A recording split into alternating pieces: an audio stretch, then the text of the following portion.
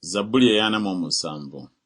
Mukale mukube mu ngalo mu amawanga gonna, mwogerere waggulu eri Katonda n'eddoboozi ery'okuwangula. Kubanga Mukama ali waggulu ennyo wa ntiisa, ye Kabaka omukulu afuga ensi zonna. Alijeemula abantu ne tubafuga, n'amawanga aligassa wansi w'ebigere byaffe. Alitulondera obusika bwaffe, okuwooma kwa Yakobo gwe yayagala. Katonda alinnye n'okwogera waggulu, Mukama alinnye n'eddoboozi ery'akagombe.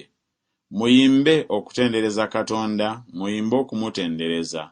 Muyimbe okutendereza Kabaka waffe, muyimbe okumutendereza. Kubanga Katonda ye Kabaka w'ensi zonna, muyimbe okumutendereza n'amagezi. Katonda afuga amawanga, Katonda atuula ku ntebe y'entukuvu. Abalangira ab'amawanga bakuŋŋaanye, okubeera abantu ba Katonda wa Ibulayimu.